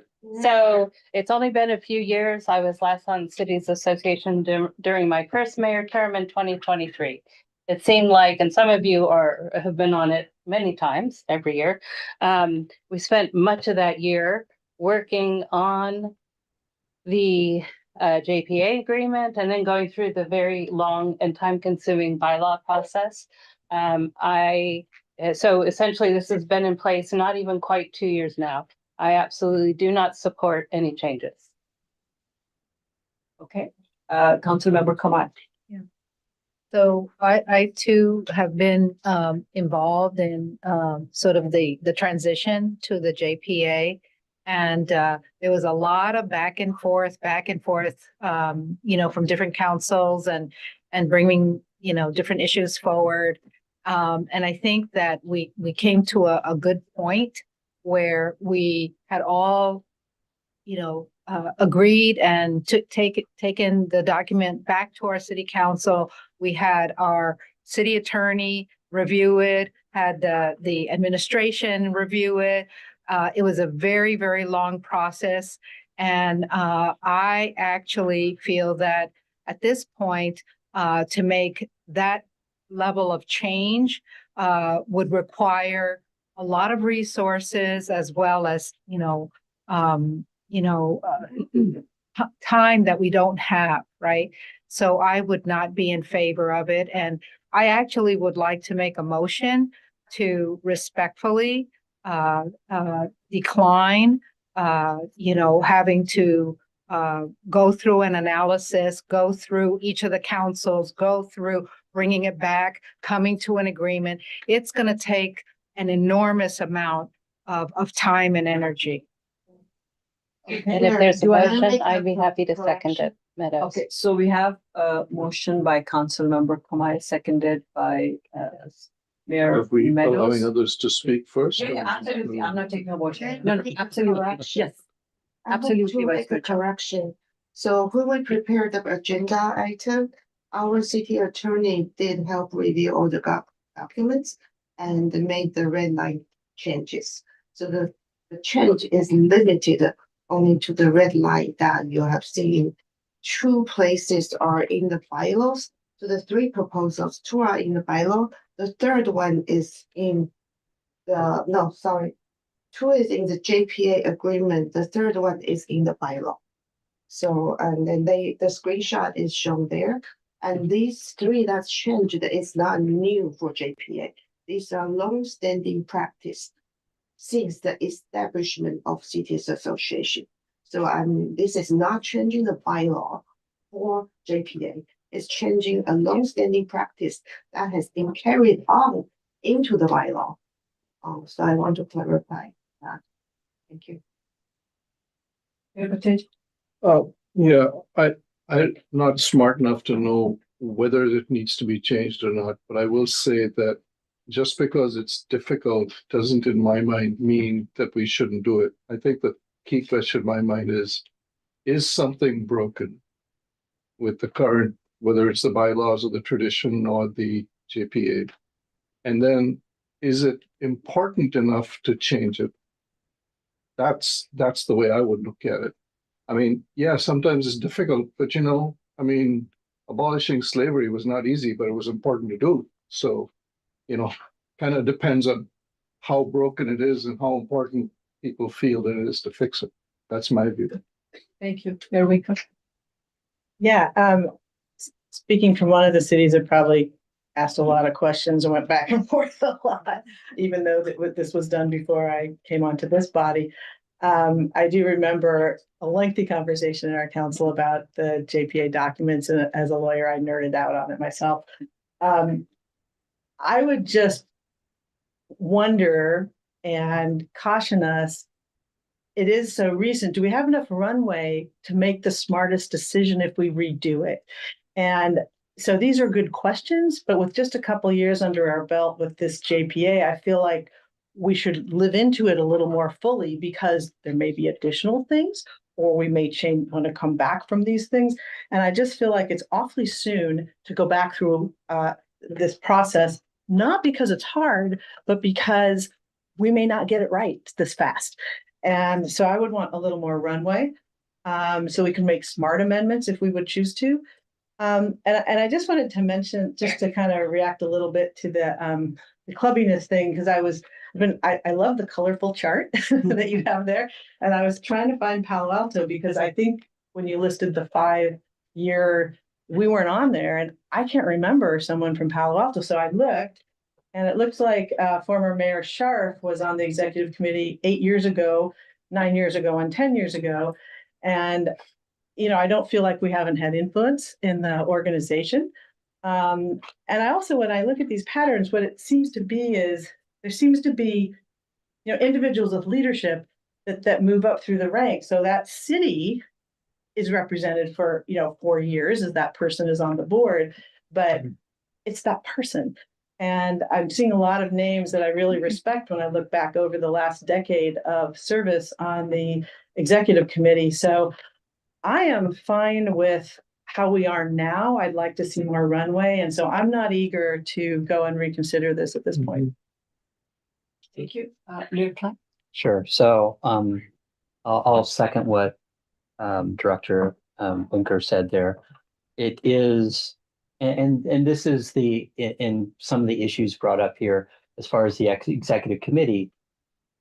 This organization runs fairly lean. So it's like we're blessed to have external legal assistants and one director.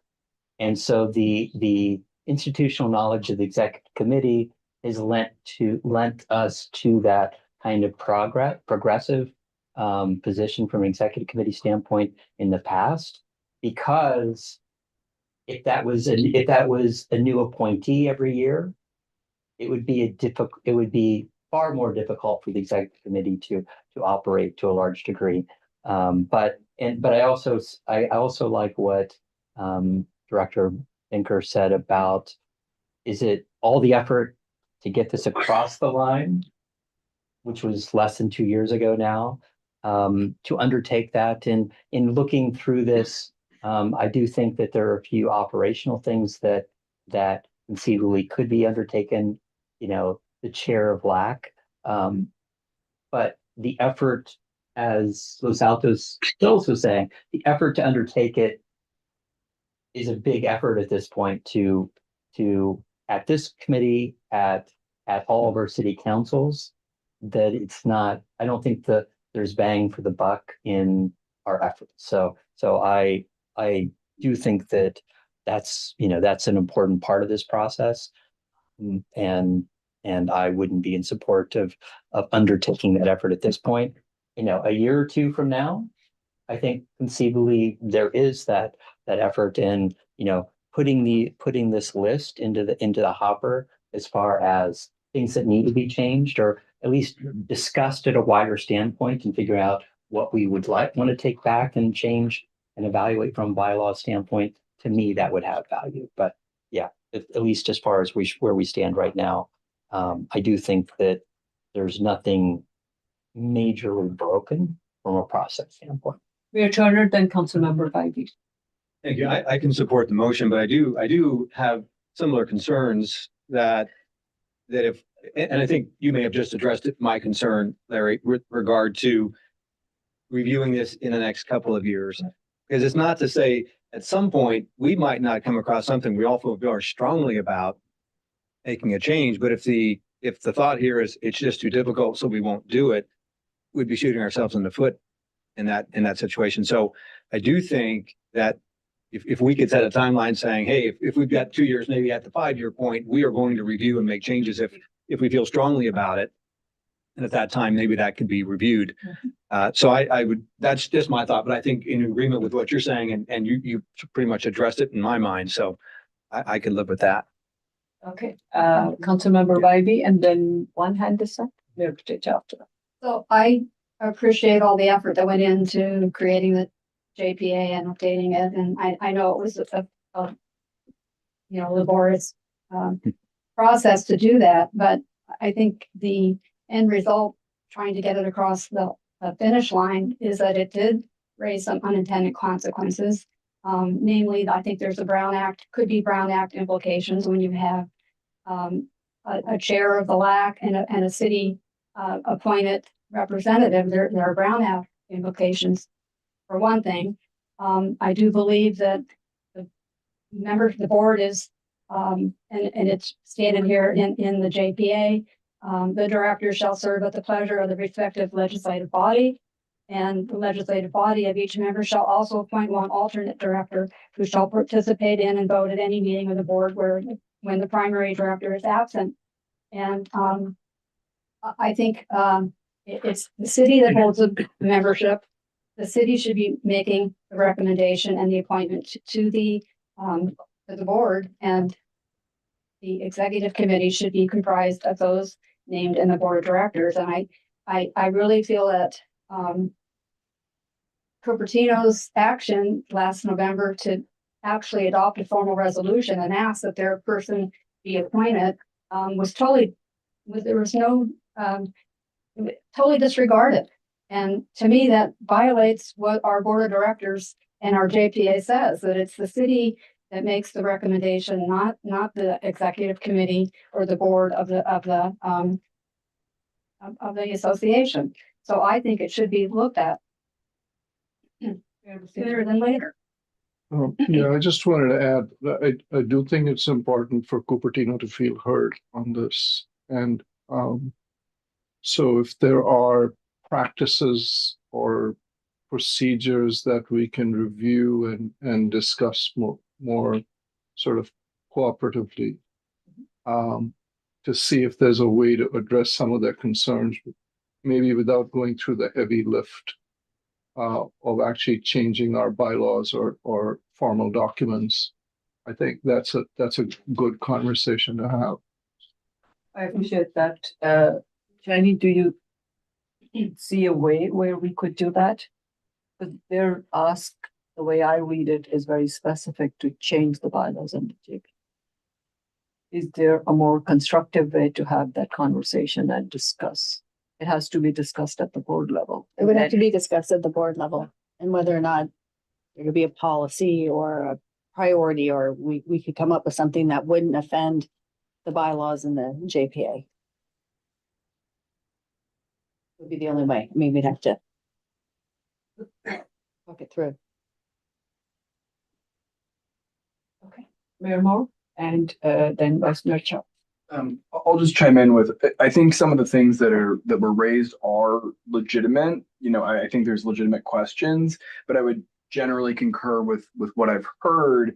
And I would just add that we just went through the exercise of naming, several dozen things we want to work on. And I didn't hear, bylaws revision or governance as a, something that this board was particularly concerned about. I think it's a priorities discussion. This isn't, my top priority for this year. I think, again, it could be beneficial to look at these in the future. But I think in terms of priorities for this body this year, I don't know that it makes sense to, spend another year with the lion's share of, or a big part of our work being on these issues. Okay. Thank you. I appreciate that. Yeah. Vice Thank you. Mayor. So Like I ended my video on food for thoughts. I think the main thing is we are raising the concerns. We are proposing three things. They may not be the best way to address the concerns. So the main thing is to raise the concerns. And what I didn't mention, I think I cut it out, is I think you will see that in the presentation, Mayor Moore created a chart to look at how many times different cities have served on the executive committee. Morgan Hill, Gilroy, I think Santa Clara, Milpitas, Los Altos Hills have never ever, maybe also Kimball, never ever served on the executive committee in the past 10 years. But some cities have served 9 out of the 11 years. So there is imbalance there. And a lot of times the nominating committee for the next year is selected by the president. And quite often the nominating committee consists of only 3 members from the executive committee. So they are nominating themselves and then they pick one person to join. That has been the issue.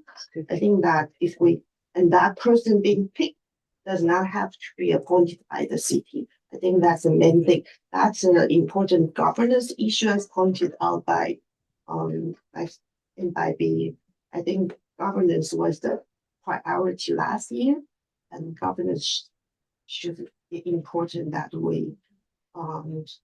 Yeah, so thank you. Thank you. Mayor Meadows wanted to say something, and I'll respond to a couple of things. If the JPA has only been officially in place for 2 years, but you're presenting, 9 or however many years of data, I'm not sure how the changes were made over time. I know. And all I'm saying is I'm not sure what practices were institutionalized 2 years ago versus you comparing 9 years of data. And I do hear your concern, but I'm just saying with 2 years of data, you're presenting 9 years of data and the practices may or may not have been the same. I don't know. I think Larry confirmed with me that the area that we are concerned about actually has been in practice. So that the area where we are concerned about haven't changed. Okay, I am happy to ask Mayor Klein to respond, but I do recall someone from Morgan Hill on the executive Rich committee. Constantine was Rich there. Constantine was here for how many years, Larry? I don't remember. Maybe a couple all of years. blurry. Served in 2 maybe, positions. I saw on the chart, he served in 2 positions. Serving in the positions. So I probably don't have the exact. Not a member. Right, Dave. And the nominating Just- committee, Jenny, And I was just looking that up. Nominating committee is 3 board members. It can be at least 1 executive committee member, the president, and 1 board member who's not a member of the executive committee. Right. And Larry has so much institutional knowledge, so I'm going to ask you, are there other organizations or someone else who's familiar with that follow a similar Yeah, and structure? I can't remember. Yes, there are other organizations that aren't that it's a position. So you're serving for the body, Mhm. not as a representative of your city. Mhm. And it's been a long week. Sorry. No, I totally understand. Oh, Cal said there. Thank you. I'm Sit on sorry. that executive board, It's been- and I don't represent Palo Alto on it, I'm just on it. On Cal Cities, Right. there are a lot of you. organizations where, City Selection Committee, 2 hours ago was choosing people by name, not a city seat. That's another example. So I just quickly, I have put everyone on the spot to respond to this. I'm going to give my 2 cents worth. I totally hear your concerns, what you're saying. Cupertino has brought up some things that warrant a discussion. Reading the room, and I agree with that the JPA has been less than 2 years in place. I am personally leaning more towards maybe collecting changes, and of course, there are operational issues that will get resolved or will come to light, and we could make a list of things and go from there. that's one way to address both what I've heard from most of you. Is this too early and is this important enough at this point? That's kind of what I'm hearing. And Jenny, do you want to respond or add to anything else that we have been talking of? And I don't want to forget taking public comment. I don't have anything else. I'm trying to be creative and think of, are there other ways? The membership on the nominating committee is not flexible. We could change the bylaws to do that if that's, we could have some ideas like that, but I'm listening and thinking. Okay, thank you. I'm going to take public comment, just open it up for public comment. No one Just online. ask no one online and no one in the room. With that, let me close public comment and there we go. I was just gonna ask Mayor Chow if, I thought your slides were helpful in understanding your points and I am curious about them. And I know most of it's the content in your letter, but I kind of like the way, are you willing to share just the slides or are they in here and I missed it? I thought Shelley. Yeah, she forwarded them to us. The email. Was that today while I was driving back to Sacramento? Okay, I will look back. I just pulled up the package. I think Vice Mayor Chow sent them this morning at 8 a.m. No, that doesn't have the presentation. I'll tell you what Presentation time I was forwarded them. The slides. Yesterday. I will find them, thank you. Yeah, the slides were, and there was the Microsoft email outage right after Shally had sent it. Oh, one second, okay, I'll find it. So it's. Yeah, but it's also in the agenda packet. It's all in the agenda packet as well. Presentation is not. Yeah, I Right. can find the slides in there. Separate. Yeah, she did the presentation in the video, but I did forward the slides and I'll just tell you what timestamp to look for. Just give me a second. Sure. 11:27. Thank you. Working late, Charlie. Oh, that was one you sent yesterday? Yeah. Oh, It was very that was late. sent last Yeah. night. I apologize. It was the other email that came today. Got it. Okay, Got it. so we have a motion on the table and a second. Do you remind me of the motion? That'd be great. You also need. Motions to take no action. Is there a way then? Well, would there be, because again, I think we've got to set a date. We She's should be, gonna Collect, she's Can I gonna collect, accept your motion. Maybe we come back in a year and then do a review of how it's been working. And then have a discussion. How is that? So then we have a date, maybe next January, maybe in November. Because January will be all new members, right? Maybe in November, people from the current year can discuss how things has been working out. And how's that? Mayor Moore, did you want to say something? that's a substitute motion. Am I hearing that right? For a second. Yeah. Would you be open to doing that 2 years? Yeah, like that. 2 years? Yeah, Okay. I would second it if you'll do 2 years. Because 2 years, each city will have different member, right? I know, And then I know. feedback from this year's member won't be collected. I get it. If you'll do 2, I can second that. 1, I'm a little uncomfortable with. So Mayor Turner, you're saying essentially give the JPA a couple more years Yeah, to I get think through. that's So what. 2 more years. Mayor Winkler also That said. was pretty much what you were talking of earlier, 4 to 5 years you had said. So is that a motion from you, Mayor She's Turner? making a substitute motion. I'm asking if she would, she said no. So. We're So hitting the the 9 o'clock reason- mark. I don't want to lose Mayor Bozo. Does the 2-year mark work for you? The Is reason there I one- say 1 year is I hope to get knowledge of the board that's serving here, so you don't think that's. So if that's the case, if there's a second, we'll vote on that first. If it doesn't, Then I'll accept your suggestion. The next. 2 years. Yeah. Okay, 2 years? I'll second that. So Jenny, can you please help us with the motion, the way it So seems? the way I heard the motion is that in 2 years, in November, Purple is for 2 years, they will reconsider. Right? I didn't hear you. I'm sorry. So table this, will reconsider in 2 years. Right, I think I think basically, it's like the first motion, no action except for the fact that we'll review this in 2 years and consider changes to the JPA. Should we approve those suggested changes? And any others. And Yeah, any others, yeah. We'll have this discussion in 2 years. Yeah, so Mayor Meadows, you were, I think, asking for a clarification or going to say something. Yeah. Okay. So Mayor Turner, I'm going to ask Jani to repeat so that. Oh, you did a wonderful job. Don't ask me to repeat it. Yeah, exactly. You really did. What did he say? Take no action now and we'll review the JP in 2 years. In 2 years. Yeah. So this is January of 26. So we'll review the JPA in 2 years, January of 28. January of 28. Right? For me, yes. Okay. So that is Mayor Turner's motion? No, it's hers. We just helped clarify it. I'm seconding it. He made a friendly amendment to change Okay, it. it's Vice Mayor Chow's motion and you're seconding the motion. Quick comment before we call for a vote. Clarification.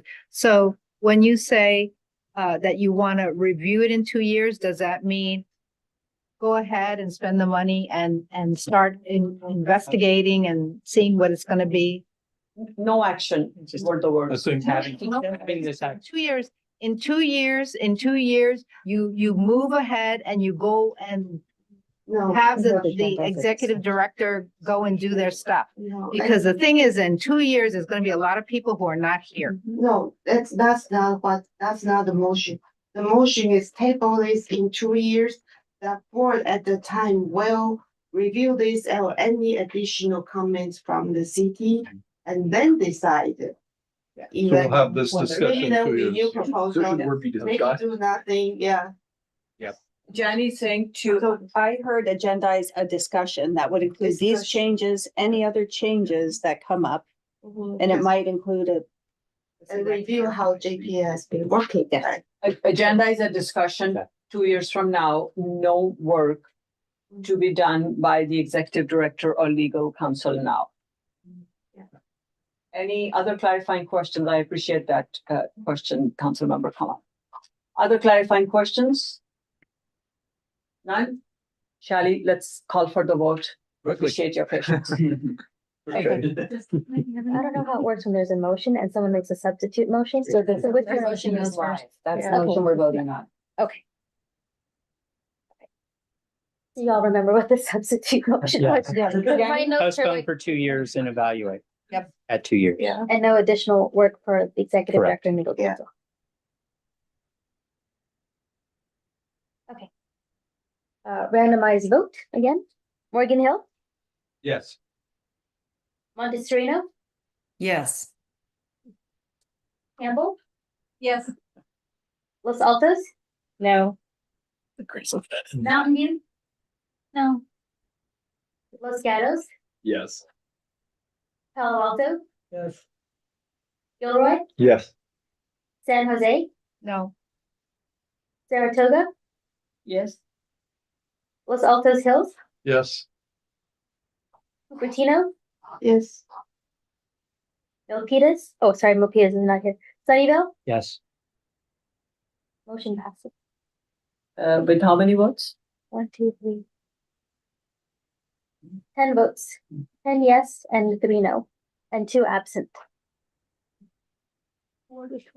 There's No, Santa And Clara Sunnyvale. and Morgan Hill. Oh, sorry, not Morgan, Milpitas. Milpitas and Santa Clara. Okay, thank you. We are hitting that 9 o'clock mark. There are 2 ways we could quickly go through the committee updates. If you're willing to bear for another 5-7 minutes, I would appreciate that. We just had a meeting with City Selection Committee. Let's move on to item number 8. And I promise to wrap up in 10 minutes. Very quick, the city selection committee met earlier today. We appointed, and I won't even list them out, our new members for ABAG, actually, at least the primaries. Thank you to Rob Moore and Dan Furtado. Thank you for BOD, which was normally BACmed. Thank you to Linda Sell. And then for SVRIA, thank you for Matthew Hudis. Thank you. That's it. Item number 9, Legislative Action Committee update. Elliot Scazola is right there, Chair of LAC. You guys remember me well.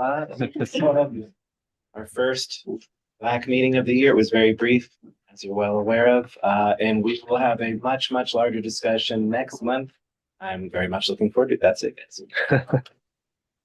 Thank you. Any Santa Clara County updates, Steve? That was kind of full, but you're moving so quickly and Gilroy's out the door anyway. With all due respect, Morgan Hill. The only thing I'm gonna mention is the kind of the point that Sally was talking about. What are we doing to strengthen our local communities in light of the federal actions? The county's continuing to work with various entities around the Bay Area region, nonprofits.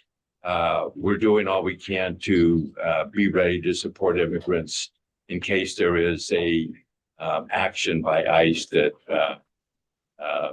takes away people's rights. Thank you so much.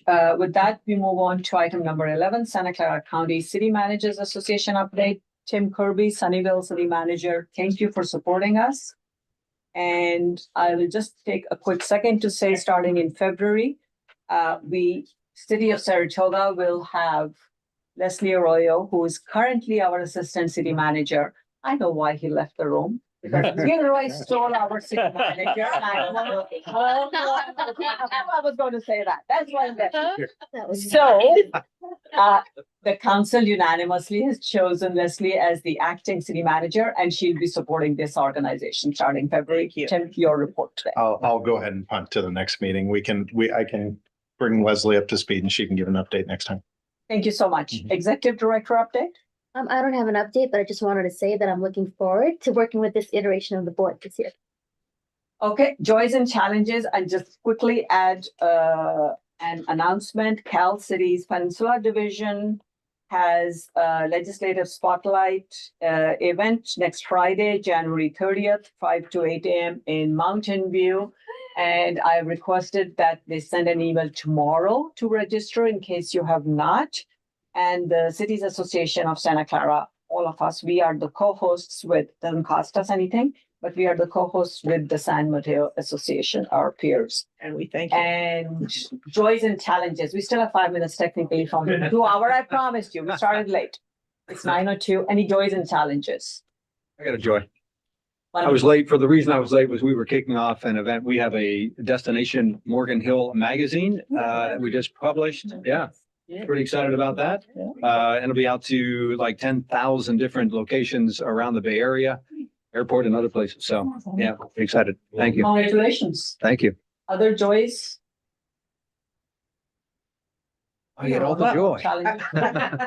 I embarrassed myself at council Monday by donning an Indiana University hat after the national championship was won by my alma mater. So that was a joy. If any of you don't know that fairy tale story, see me after. Exciting. Other joy challenge? If not, the meeting is adjourned at 9:03 p.m. Thank you so much for your patience. Appreciate your help. Thank you. Do I go home? And we can talk about IP another day. Thank you, Shannon, for coming. Yeah. Thank you, everybody. Thank you, Lisa. Take care. Yes.